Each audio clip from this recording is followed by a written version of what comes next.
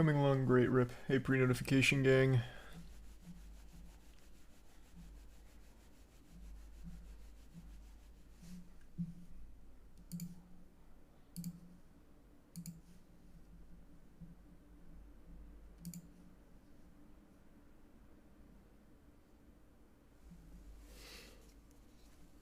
Dark and darker.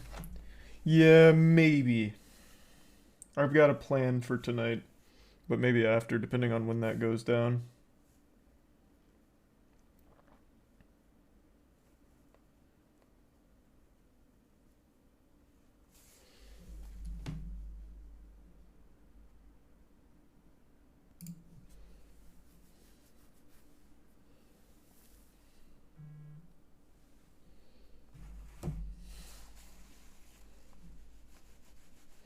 Thanks to the resub.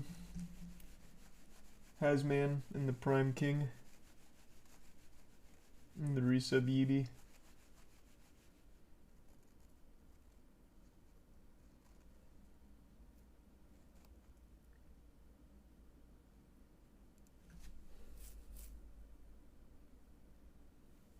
And the resub Justines and Frosty.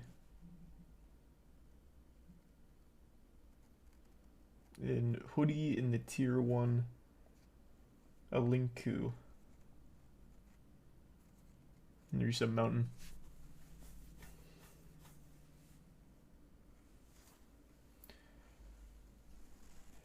Did you see that one YouTuber in Australia who was firebombed? You're talking about Jordy's. I made a whole video on that. I haven't seen his follow-up yet, though. I know he just posted a follow-up on it. I haven't seen that today, though. Thanks for resub Tushiro and Mighty Mouse. And Turtle.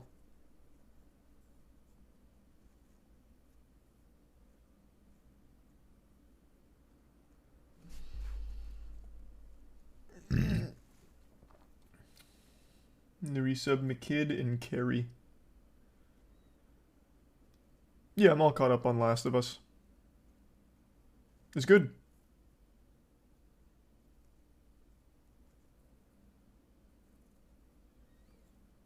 And the resub Chudo and the Prime Koryu and the tier 1 Koryu and the Prime Muffins.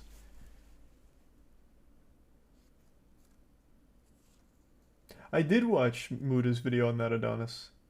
Thanks, resub Deasley. And the Bits William and resub Carbonated. And the resub Spooky. And McMittens. See, New Zealand pilot is held hostage by... What? Thanks to 5 gift subs. Cam and the resub GRT.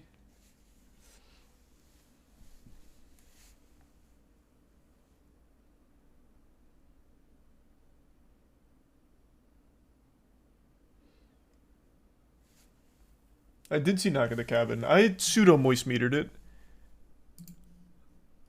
when I did like a moist meter catch up video. I did one for Knock at the Cabin.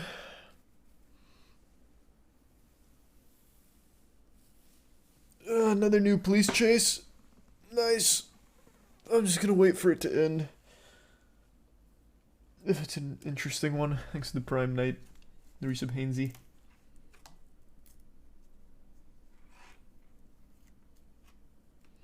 And the resub Pink. And tier 1 Bimblory and resub Kaiju. And Heiki. Here, John Wick 4 will be 3 hours long. No, I didn't know it was going to be 3 hours long. But I did see that it's not too far away.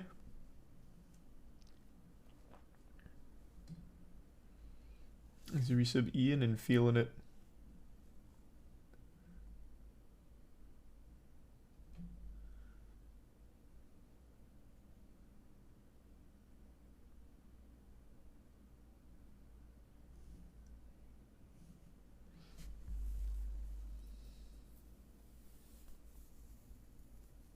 Legal Eagle, the Supreme Court case could destroy the internet. I already know what case he's going to be talking about. I'm glad he's covering it.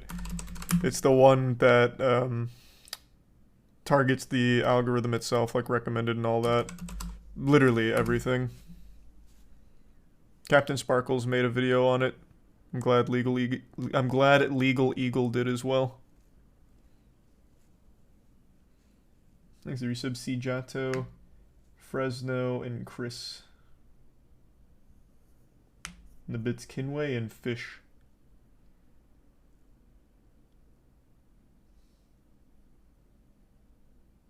You sub Apiology.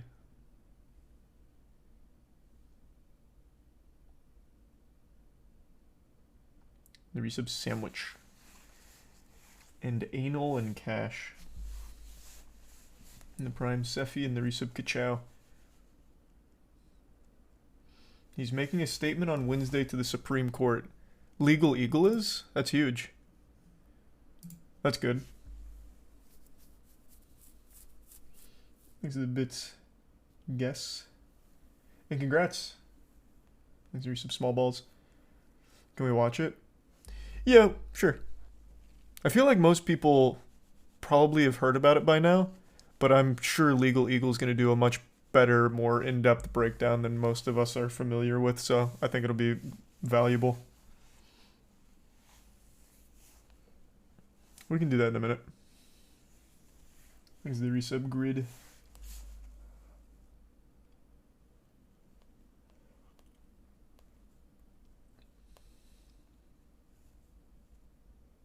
Are you here, Scoots?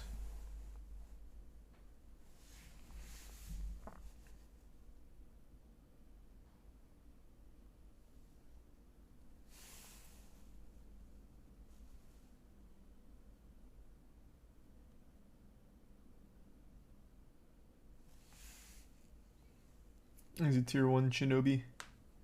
The resub Drin.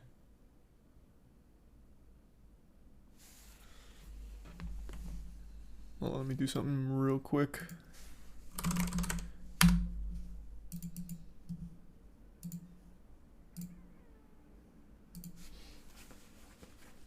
Hey Edgar, have you heard of Akon City? I just saw a video get recommended to me about that. I'm assuming that's what you saw as well, which is why you're asking about it. I don't know anything about it, but yeah, I did see that.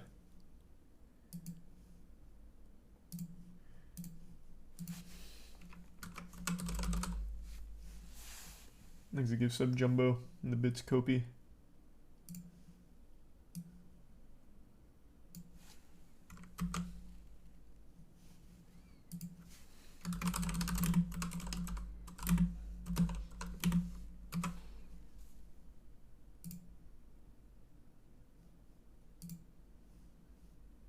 Why isn't this working? Hold on. Oh, here we go. That's why.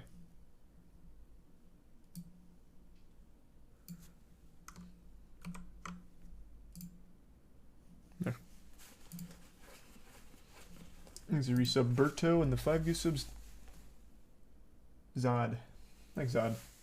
And the resub Arid. And the bits Rainbow. Resub Schmoke.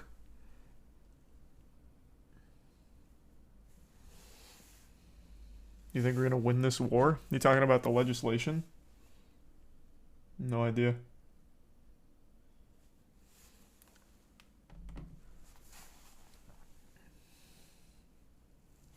Yeah, I'll play it in just a minute. There's the resub Lux.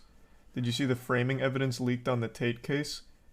I saw like the cliff notes on it. It was like text messages, right?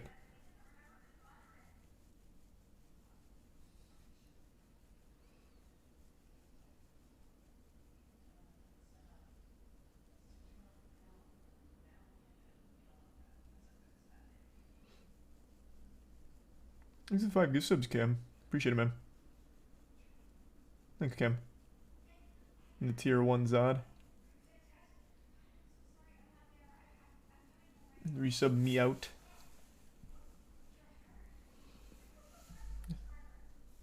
Have you seen the Jensen Ackles stuff on Atomic Heart?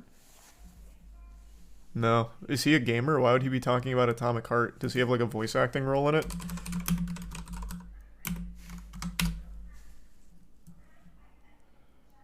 Oh, he's in the new trailer. It's an Atomic Heart live action trailer with Jensen Ackles. That's interesting.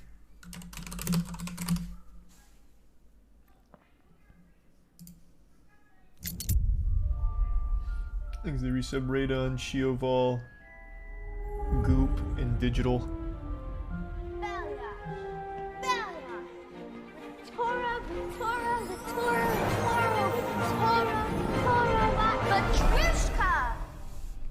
Not even a Nevada Kedavra. Fucking amateur.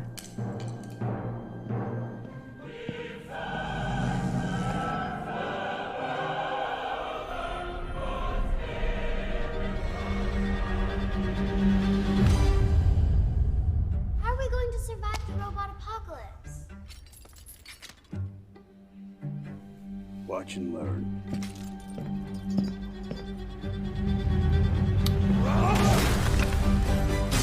What an interesting little commercial.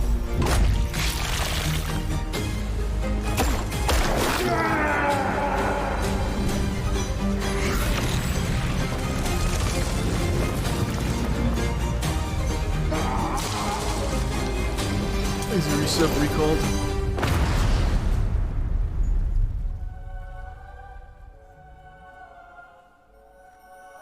And the resub junior. That's how you do it. The atomic way. Man, that was some old-fashioned shit there.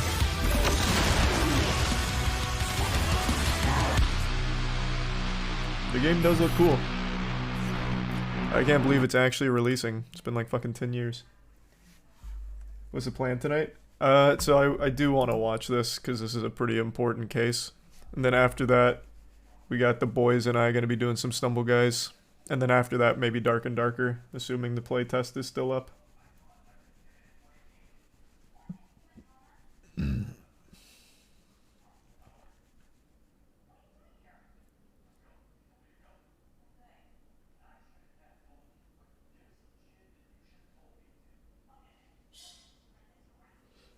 Thanks to the Bits Vengeance and guy.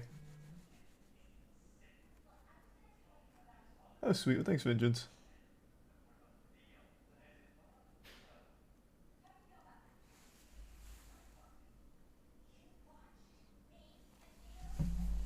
Thanks to the resub Gru.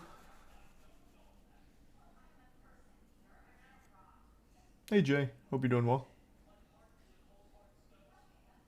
What's your favorite quote? I don't know. A quote that I've always liked is the old Bruce Lee quote. Fear not the man who's practiced 10,000 kicks. Instead, fear the man who's practiced the same kick 10,000 times. I've always loved that quote.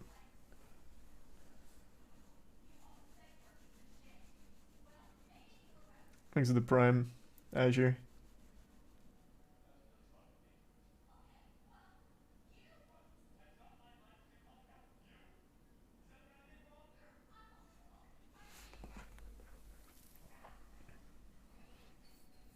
I thought it was the 50 Shades of Grey. Oh, with the, I don't make love, I fuck. I mean, that's a cool quote, but it's not like an inspirational one. That's more of like a situational one. Whereas the 10,000 kicks is so versatile. That can be used in so many places. It applies to so much.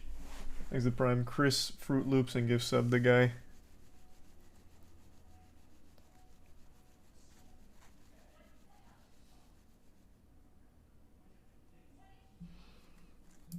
This case has the potential to end the internet as we know it. The internet flourishes on user-generated content. It's the backbone of the internet. And if you write or say something that is illegal, you can be held liable for what you said. But usually the websites that host your content Yep, Section 230, baby. And when you hear about Section 230, this is usually what we're talking about. But if websites were also liable for what users say, then websites would either shut down almost everything or police things so tightly that there would be basically nothing even remotely objectionable. And that's exactly what I was saying when we were first talking about the case, but chat assured me that it was only going to be affecting like recommended videos or algorithmically generated videos. And I told you that is just not the case. If any Section 230 protects the platform from what the users post. So if some absolute unhinged maniac is posting some shit, or like very morbid example, like when there was a mass shooting that was streamed on Facebook, Facebook is not responsible for that mass shooting being broadcast, and that's mainly thanks to something like the 230 protections. But if those go away, Facebook is now responsible for that. So what happens as a result, if the platforms are held responsible for every single thing the users post on there, they're not going to let users freely post. That's just how it will literally get rid of user-generated content.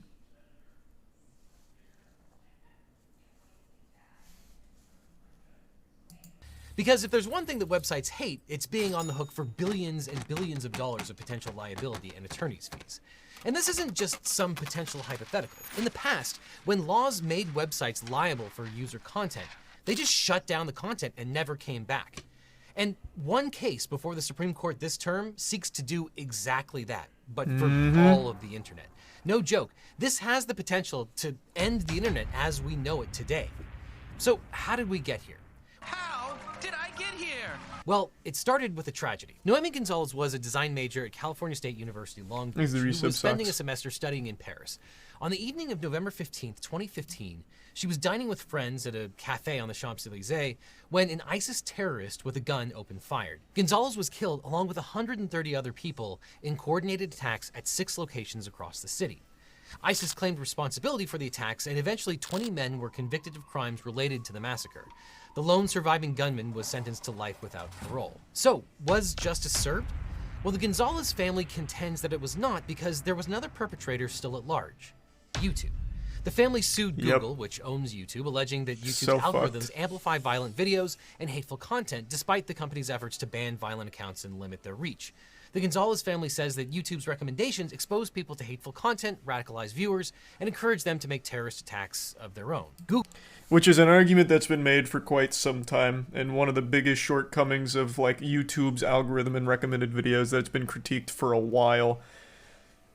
So basically the argument boils down to, thanks to the way algorithms work and what gets recommended, you end up sometimes falling into this weird rabbit hole where you're going to get recommended some shit that gets shady, and then if you accidentally or you somehow do venture over there, you're going to then be locked into more and more of that content. Thus, they make the argument that it can radicalize people and end up in a situation like this.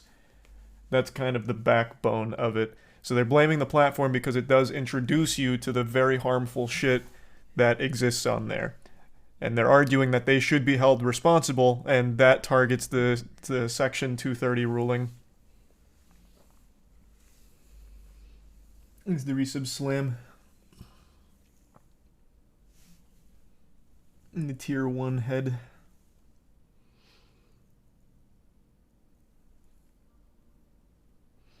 If you see a pro-terrorist video and decide to become a terrorist, you're probably bound to do it anyway.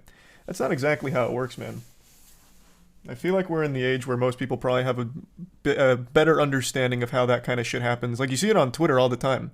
Like, you can actually see it happen in real time with some YouTubers. For example, here, let's take... Who's a good example? We'll do H3H3. You can see like a steady change in how H3H3 approached content and his online presence. It was subtle changes and then eventually leading to huge changes. You can appreciate the changes or not appreciate them, it doesn't matter. But over time, as he became exposed to more and more things that were pushed towards him on the platforms, you can see them change in real time. It's not like a flip of a switch where like H3H3 watched one video, he fully agreed with it, and then all of a sudden all of his beliefs changed. It's a change that happens over time. Some positive, some negative. So in this case, they're arguing it about being extremism. It's not just like, found one thing, and it's your fault, you were already going to become a terrorist. It's, you saw one thing, and maybe you weren't interested at first, but then as more things got recommended and you ended up getting curious and clicking, it started to change your perspective. Very rarely is it just like a flip of a switch. It's over time. So the argument is, as YouTube keeps when this happened, YouTube kept recommending all of this extremist content. It was changing people, radicalizing them over time, and eventually leading to this tragedy. That's the argument. It's not just, oh, they were already going to be terrorists. They clicked on a terrorism video and then all of a sudden became one. It's not YouTube's fault. It was the argument of they kept bringing it and it kept getting pushed to them.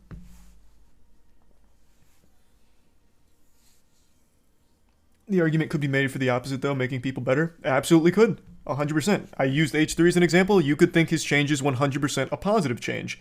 You can argue it's good or bad. Absolutely. But the case is about a very extreme example where it was very bad.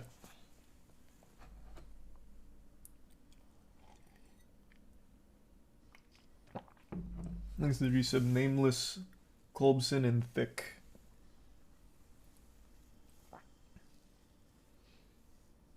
It's a Supreme Court case, Sylvie. It's hard to explain. We're at the beginning here, so Legal Eagle is going to absolutely break it down much more thoroughly than I can in a nutshell. But it's a pretty big deal. And by pretty big deal, I mean like it's actually a very big deal. It sounds like an excuse for money. I don't think they gain anything out of it. Let's assume they win this whole thing. I don't think they get like a monetary gain. What it would do is it would take down those protections, which pretty much nukes most websites. Thanks to Resub Panda. And the Bits Mage. They gain control over internet media. You realize that this isn't like a... Hold on. Let me pull it up so I don't get that wrong. So this case is called Gonzalez versus Google. And Gonzalez, like that group that is coming after them, is not like some kind of media company. It's not like they're trying to take control of YouTube and all of that. They really do believe that the Section 230 has led to extremist content radicalizing people.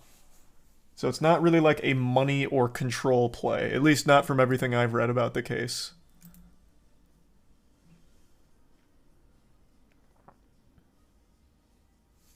Thanks to the resub Pokemon. And the resub Crest in Tier 1 James.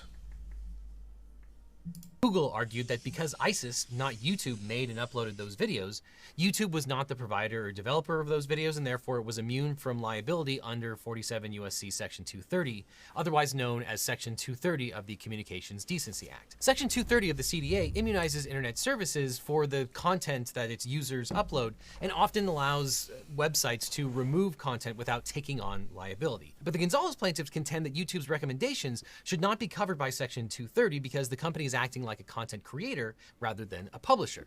Which I don't really agree with. The Gonzalez claims fell within Section 230 and Google was immune from suit.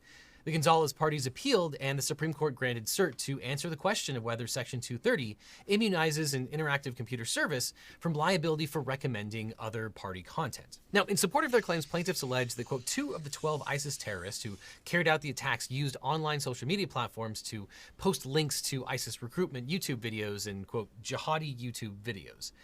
One of the men who fired at Gonzalez had appeared in an ISIS recruiting video in 2014.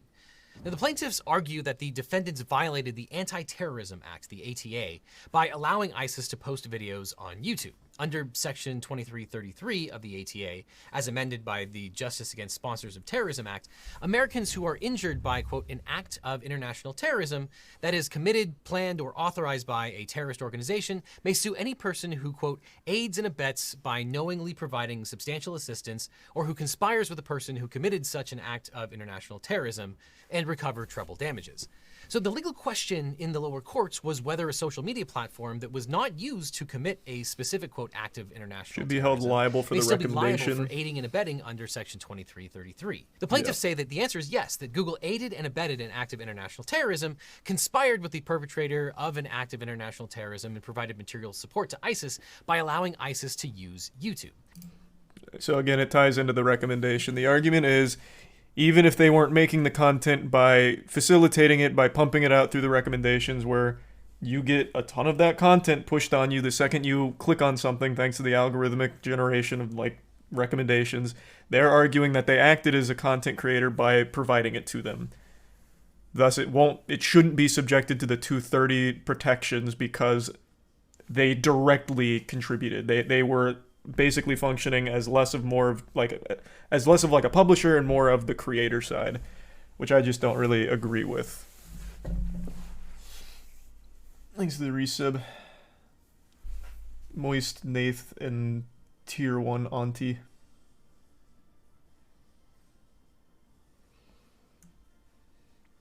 There was, and probably still is, I haven't heard about it in a while, a real problem with like terrorist groups using YouTube for recruitment. And YouTube had those videos up for a long, long time. Like, they didn't get taken down, they didn't get taken seriously. That is a real issue. And by having those fly under the radar for so long, it spawned an entire community, which was listed there with like the jihadi YouTuber community, which is crazy that it actually existed, but it did get people radicalized. And that content was recommended once you clicked on one of those videos. So that's where the whole issue stems from. I think the optimal solution would be to just prevent that content from existing on YouTube. Like, there's gotta be some way in fucking 2023 to recognize and get rid of content like that. That would have solved the issue 100%. Instead of targeting like the overall protections of Section 230, which are invaluable to the internet landscape.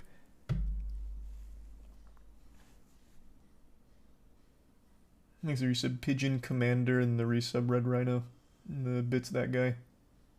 And the resub Tux. With AI, they could do it. You're not wrong. AI would probably be an extremely valuable tool to combat that. Thanks for the gift sub Henry.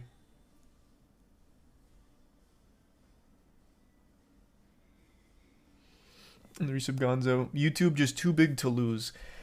That's what everyone likes to think, but in a case like this, when you have what is a very real terrorist incident that happened as a direct result of being radicalized through YouTube videos for some of the attackers, that's a very scary thing to the people in charge. That is something that they would absolutely act on out of fear and immediately start taking like massive swings without realizing the ramifications. This isn't something small or something silly. This is huge.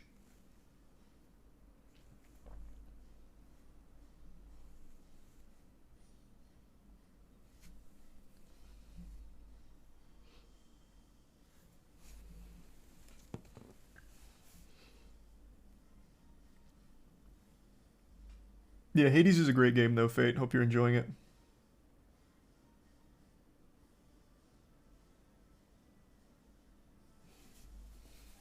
And thanks to the resub Letho and Epinephrine and the bits Craig.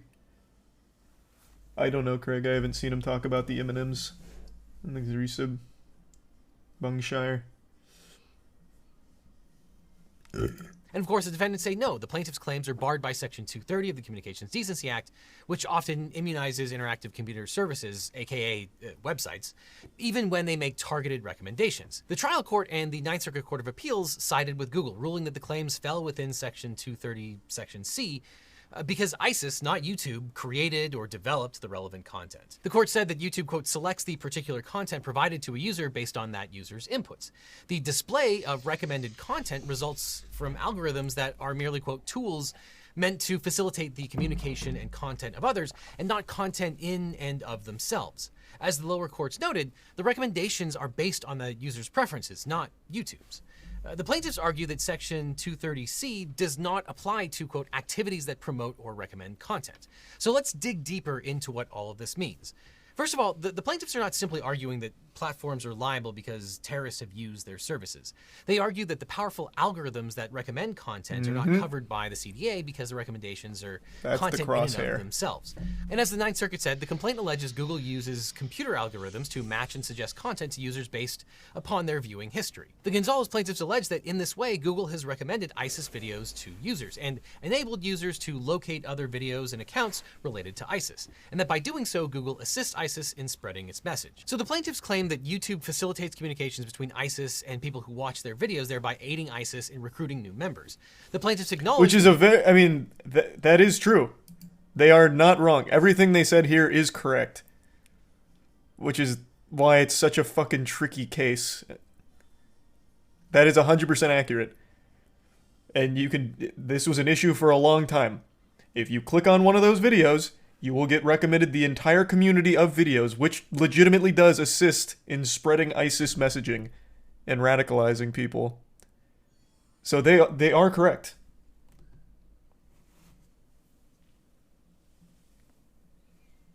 Recruiting new members. The plaintiffs acknowledge that YouTube removed ISIS videos and suspended or blocked ISIS users at various times. However, the plaintiffs claim that YouTube should have been able to stop ISIS from re-establishing accounts using new identities. And the plaintiffs allege that Google left some of the ISIS videos up because they did not contain content violating the site's policies. At other times, Google removed the offending content, but did not suspend or ban the accounts. Now, we've talked about Section 230 of the CDA many times on this channel. Section 230 was created back in 1996 at the dawn of the internet. It has two key provisions. Section 230C1 says, quote, no provider or user of an interactive computer service shall be treated as the publisher or speaker of any information provided by another information content provider. This sentence is often called the 26 words that created the internet. This section stipulates that providing access to third-party content does not make an online provider the publisher or speaker of that content. Now, the second major part of the law is... Which I feel like a lot of people these days don't realize, especially with, like, Twitter and shit. There's very real problems on Twitter, especially with, like, pedophiles and shit. Like, that needs to be taken down. But when people put it on Twitter's back, like, Twitter is a platform that promotes pedophilia and shit, is always a bit overstated. Like, when you try and put it on the company, like, YouTube needs to get taken down because of the ISIS videos, for example. It's not a good argument to make, and you wouldn't want a world where Twitter, YouTube, whatever, is responsible because of those people using their service. Because in that case, nothing would be able to fly. If they're going to be held liable for every lunatic that uses the platform, and they're going to be the ones getting targeted, they won't allow anyone to post things without heavy scrutiny from an entire council that approves it beforehand, meaning any type of freedom to post is gone. It would be just completely evaporated. They wouldn't allow it.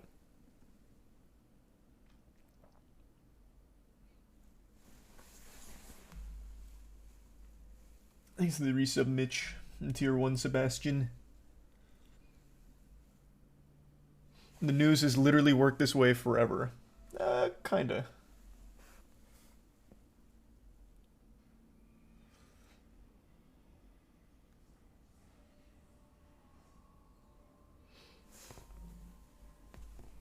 Would TikTok be affected? Everything would be affected. If Section 230, for some reason, they start poking holes in it, or somehow, like, get rid of it entirely, every single social media site, well, really, like, pretty much any site at all where users can post, would be gutted overnight.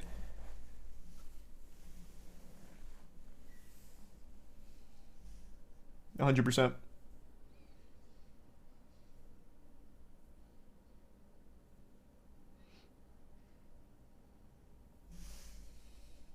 230C2, the so-called Good Samaritan provision, which states, quote, no provider or user of an interactive computer service shall be held liable on account of any action voluntarily taken in good faith to restrict access to or availability of material that the provider or user considers to be obscene, lewd, lascivious, filthy, excessively violent, harassing, or otherwise objectionable, whether or not such material is constitutionally protected.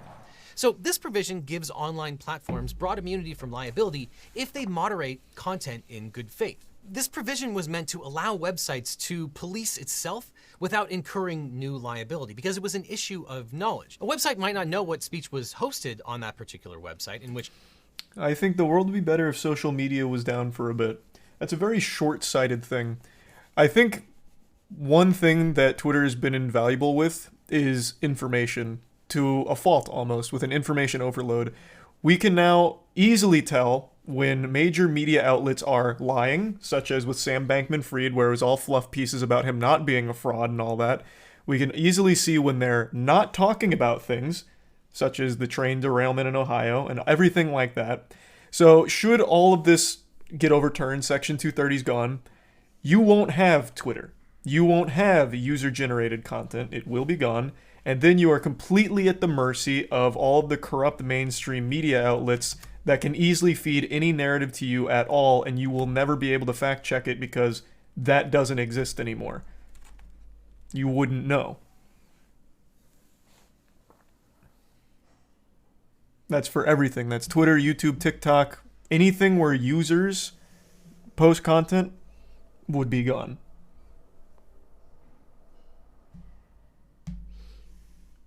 There's so much misinformation on Twitter, though. Same as in mainstream media outlets, too. There's misinformation everywhere. Which is why the onus needs to be on you to do enough research to figure out what's real and what's fake.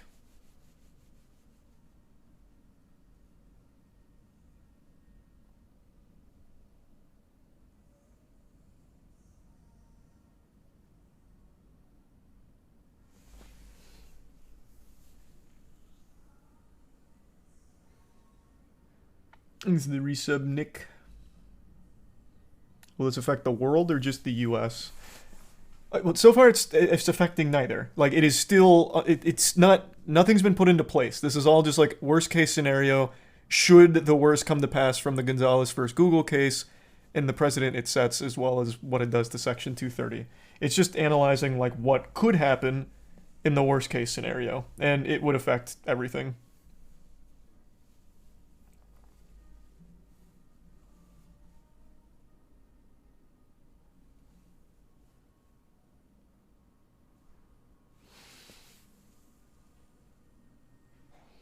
Almost like the root cause of all social media being bad is the people using them. Yeah, but it's also the best thing about social media as well. Again, I wouldn't want to go back to a point where the only information you have comes from the major media outlets, which are all owned by like the same three people, like the Rupert Murdochs and shit, which have proven time and time again to be highly corrupt. I think that'd be awful.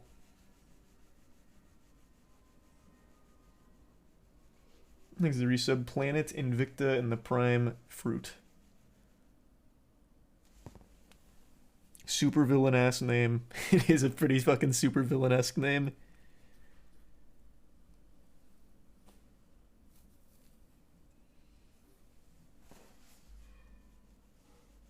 YouTube isn't liable for this. Not yet.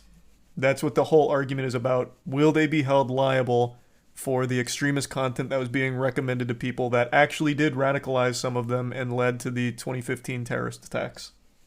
Yes. That's what the whole thing is about. Case they wouldn't be liable for it. But if they knew that illegal speech or defamatory speech or some other kind of speech was hosted there and then took steps to remove it from the website itself, then they actively had knowledge of that particular speech and thus might become liable for hosting it in the future. So websites found themselves on the horns of a dilemma until Section 230 of the CDA was passed to allow them to engage in good faith moderation. Because there was generally a knowledge requirement to be liable for things that were hosted on your website. If you had no knowledge of what kind of speech was on your website GF, or platform, Metal, then and you Resub generally Jane weren't liable for it. But the argument went that if you started to moderate your website, then that was evidence that you knew what was on there, and therefore you became liable for all the stuff that you were trying to remove from your website. And this applied to spam, to pornography, to pirated media, to defamation, you name it. So the CDA was enacted in 1996 when the internet was still in its infancy. At the time, companies like America Online, CompuServe, and Prodigy were the portals that allowed people to access the internet. People could share files, exchange messages, and chat with each other in real time. But that posed a dilemma. Who would be liable if a user posted something defamatory or shared something else that was illegal? Would liability go beyond the person that was responsible for the post?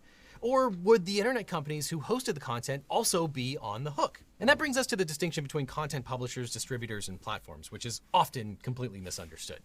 In the pre-internet age, publishers, distributors, and platforms were treated differently under the law. Publishers were newspapers, magazines, and broadcast stations. They were generally liable for republishing material from third parties since they solicited the things that they published and they could vet those materials. Distributors were businesses like bookstores, newsstands, and libraries, which distributed material that was printed by others. And distributors were not required to assess every book that they sold. For example, in the 1950s, the Supreme Court overturned a Los Angeles ordinance that said, if you have obscene material in your bookstore, you can be held criminally responsible. And in that case, a bookstore owner was convicted of violating the ordinance by selling a novel called Sweeter Than Life, which tells the story of a, quote, ruthless lesbian businesswoman.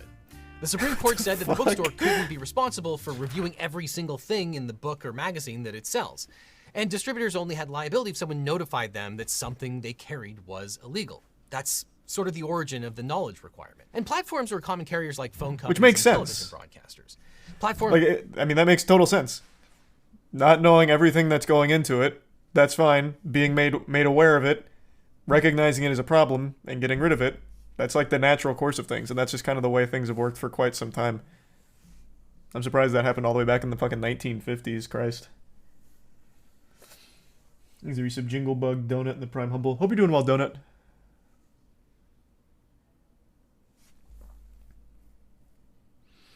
So is this an attack on free speech? It's an attack on anything user-generated.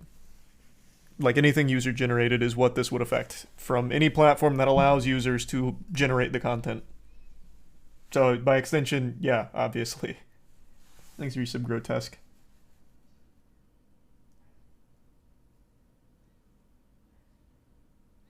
Thanks, the Resub Saturn. Why can't the government just let us live our lives? Oh, I'm sure you know the answer to that one. But in this case, it is actually in a very tricky situation. There was a very real problem, one that got pointed out a lot. YouTube had an issue of housing and recommending ISIS recruitment videos. They had an entire jihadi community on YouTube, and they didn't act. And what happened is, it tragically led to a fucking terrorist attack from people who were radicalized through the YouTube content that was algorithmically recommended to them. That is what stemmed this whole thing. That's why it's so fucking weird and tricky, because it was a real issue, but I think they're targeting the wrong thing by expanding it to what could be extremely detrimental to the most important protections the internet has, which is Section 230.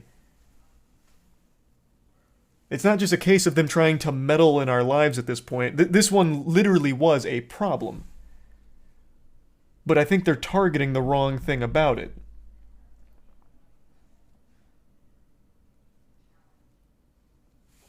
Is the resub Eclipse in the Prime forgot?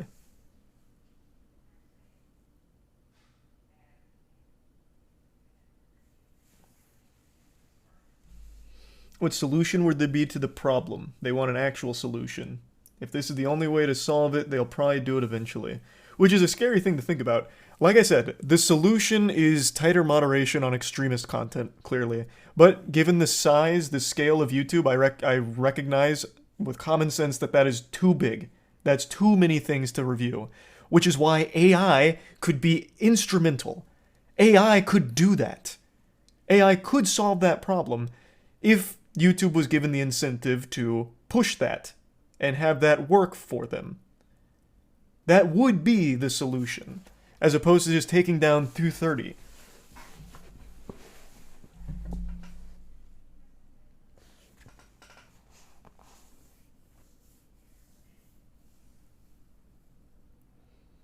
This is the Prime Slacker.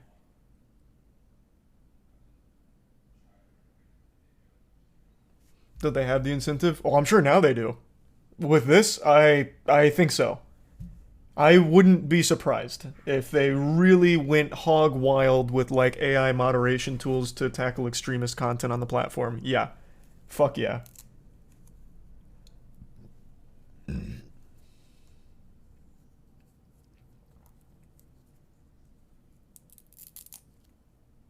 Thanks for the bit, Sylvie. And who decides what is extremist, though? My guy, I think there's some very obvious ones, like...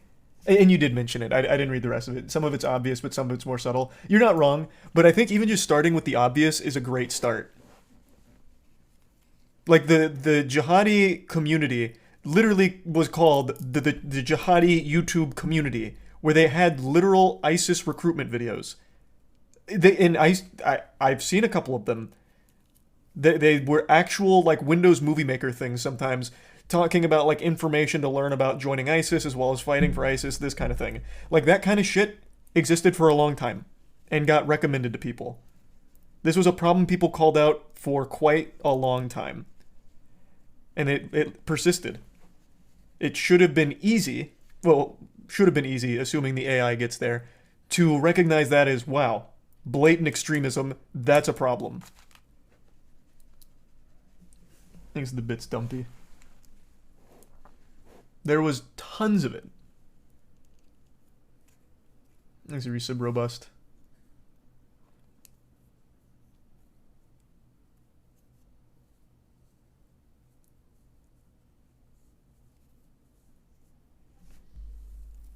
And getting rid of 230 would do nothing to solve it. It actually would, though. That's why they're going for it. If their target truly is 230. Getting rid of 230 means no users will be generating content because it's too risky for the platforms to allow them to freely. So you wouldn't ever see anything that wasn't heavily curated by the platform itself because they wouldn't want to be liable and be opening themselves up to a lawsuit. Right? So it would solve it, but with an absolute nuclear bomb. And take everything else with it.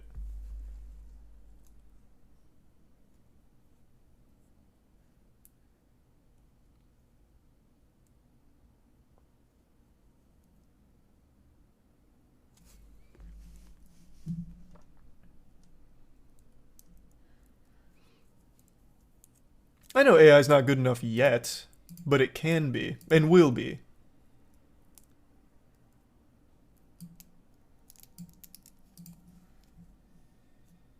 Weren't liable for third-party content that they carried. So, for example, let's say AT&T found out that someone's answering machine had a libelous outgoing message. Was AT&T required to act by canceling the owner's telephone service?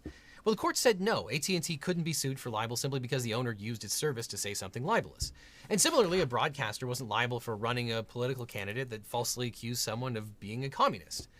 But then the internet came around, and the internet era posed a new challenge for this case law. Two of the first internet service providers, CompuServe and Prodigy, were sued for hosting forums where users posted defamatory content. Now, Prodigy billed itself as a family-friendly version of the internet. Did you get a computer recently? Well, congratulations. You can now join Man, I haven't heard the name of Prodigy thousands in of fucking discovered years. Prodigy. It moderated comments, removing things it thought were bad. Now, CompuServe didn't moderate anything. CompuServe combines the power of your computer with the convenience of your telephone. And both of those companies were sued for defamatory statements that their users posted to the service. Now, the case against CompuServe was dismissed because the court considered it a distributor of content rather than a publisher. CompuServe could only be held liable for defamation if it knew or had reason to know of the defamatory nature of the content. And since they didn't do anything to moderate their forums, the company couldn't possibly know, or at least argued it couldn't possibly know, about what the denizens of Rumorville were posting about each other. But Prodigy was found liable for failing to moderate because of their enough. moderation. Someone went on a forum they and were claimed aware. that Jordan Belfort's investment firm, Stratton Oakmont, committed fraud in connection with a stock IPO. The firm sued Prodigy and the anonymous poster for defamation. And a court held that Prodigy was liable as the publisher of the content created by its users, since it exercised editorial control over the messages on its bulletin board. Now, if the names Jordan Belfort and Stratton Oakmont ring a bell, that's because they were literally scamming people out of millions of dollars and have gone down as some of the biggest fraudsters in all of Wall Street history. The movie, The Wolf of Wall Street, is based on the fraud that they were perpetrating with respect to the IPOs. And it's one of the biggest ironies in all of First Amendment law that they won this lawsuit against the people that were hosting presumably accurate information about how they were scamming people out of money. That's part of the problem when websites are liable for user content, is that people can file lawsuits to stifle speech. That's what a slap lawsuit is all about. And because lawsuits are incredibly expensive, sometimes even if you scammed people out of money, as long as you file a lawsuit, you can stifle that kind of speech. But I digress. As a result of these cases, internet service providers basically either decided to not moderate at all and leave absolutely everything up, or basically moderate everything and not allow anything to go up. And basically no one was happy with this state of affairs, so Congress enacted the Communications Decency Act. And then, as now, lawmakers claimed to be especially worried about things like harassment and obscene material. So they gave online providers immunity from lawsuits if they moderated content. And again, the irony here is that this legislation came from the sort of family values type politicians, the people who always want to think about the children. Oh, won't somebody please think of the children? They wanted to allow websites to remove violent and sexual conduct so that the internet could be even cleaner. Super squeaky clean Weenie Hut Jr. Got the little parental advisory explicit content warnings put on rap albums. But I digress again. Section 230 was intended as a way for internet companies to create and enforce basic standards to run their websites. And when the CompuServe and Prodigy cases were decided, the courts only considered whether the ISPs were publishers or distributors. But an internet service, like a website, didn't fit neatly into those categories. A traditional publisher has total control over whether to publish. I had no idea this is why that act was started. What it buys, but this is so have been fascinating practical for a human to fully screen every item. Modern social media companies host more material than any library or bookstore on Earth, which makes screening all of that info daunting, if not impossible. And without Section 230, social media companies would be subject to strict liability for every message and post made on their services. So Congress chose to give those platforms and websites immunity as an incentive to get them to remove offending speech. Congress also chose not to dictate to those companies which speech they had to remove. So that brings us back to the original question in this case. How should courts read Section 230? The lower courts follow the tests set forth in the Ninth Circuit case called Barnes versus Yahoo. Damn, so that really started in a really different way. Wow. I mean, shit. The most important law ever put into effect for the internet spawned from something very different.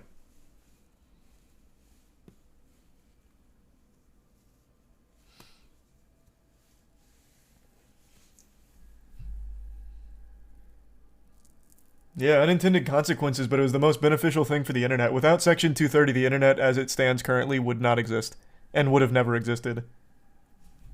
I knew about the lawsuit with the moderation because the argument, like, logically makes sense. If you don't moderate anything, it's plausible deniability. They didn't know anything bad was there. We can't hold them accountable. They get off. But when you do moderate, and you strictly moderate, and something bad's there, well, now that excuse no longer flies because you must have known it was there, thus we're going to fuck you in the mouth. So then there's only ever two camps of complete free-for-all Wild West, and then Weenie Hut Jr., heavily moderated, every single piece of content needs to be looked at through a magnifying glass. Which led to the creation of Section 230.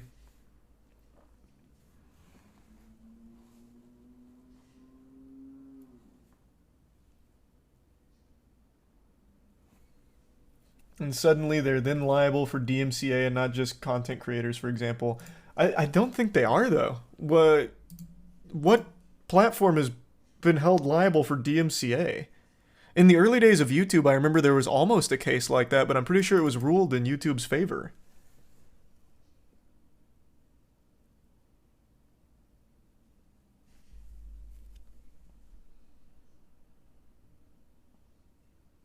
Why is every American afraid of confirming who they are with their passport? It always hurts me seeing how people don't value any level of privacy anymore. Reading things like that is painful. There was a time not too long ago when learning that people were spying on you or anything like that was alarming. But now we just welcome the invasive privacy violations for some reason. It's so weird.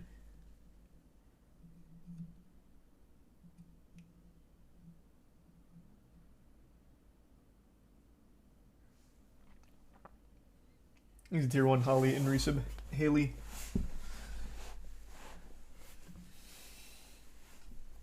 Everyone has your data. I know, man. We lost that privacy war so fucking badly, unfortunately. What a shame.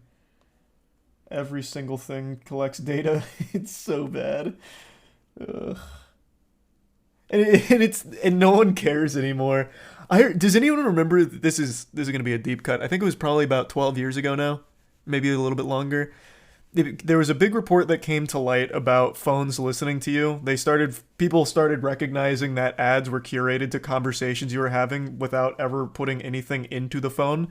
So like even if you weren't directly looking up things, it would still somehow be able to give you ads about things you talked about. And this was very alarming to a lot of people. This was like a big red flag back then. Like, holy shit, they're listening to me and giving me curated ads. This is a complete violation of privacy. And it became this big hoopla. And then it just vanished. And now everyone's like, oh, that's great. Hey, I was actually just talking about this. Thank you for listening, Google. Bang. And then bye. It's wild how quickly things shift around.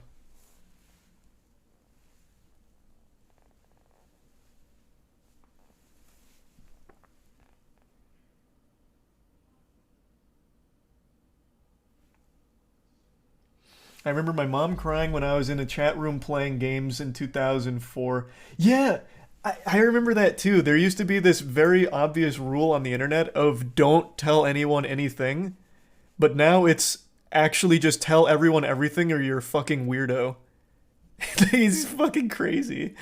Like if you don't tell everyone everything, if you don't give all of your personal information to every platform you sign up, you must be some kind of terrorist or something, or you're hiding something. It's so weird.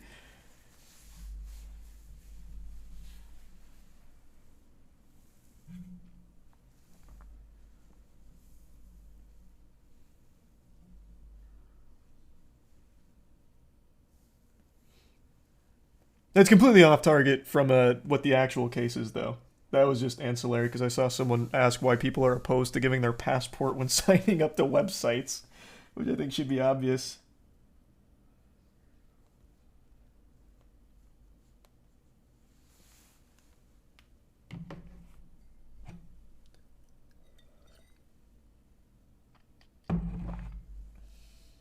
He's a Prime RJ, and the resub Spavari, and the Prime Raider.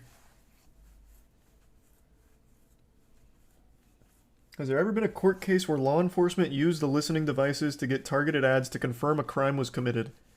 No, but there have been plenty of cases where authorities have used similar tactics to know that someone was a threat, and then they still let the threat continue. Pretty much every mass shooter, like the FBI comes out and is like, yeah, we actually knew this guy was 100% going to do that. Like, we had a ton of information and a ton of reports on this guy. Like, we did know this was coming. Shame what happened.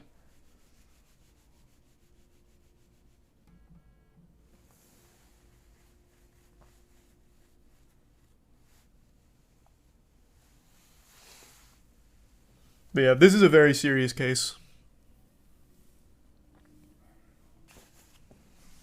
I really hope that it does not go in favor of the Gonzalez group.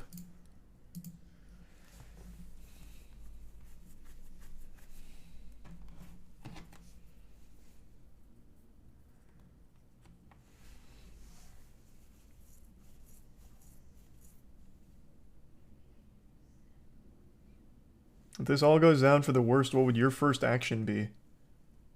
Well, I don't know, man. That's a really hard thing to even picture because it is scorched earth. If 230 goes down, it actually is scorched earth for the internet as a whole. His title is not clickbait. It's not exaggeratory. It really is that serious. I highly recommend watching LegalEagle's content surrounding it to go over like the whole scope of the situation.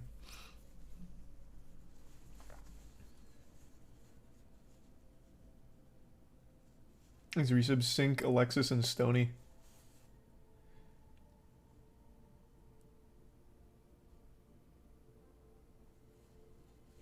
Stumble Guys time? Yeah, Matt just texted me they're ready, so we're gonna play some Stumble Guys. It's been too long. There's a tier 1. Tabby.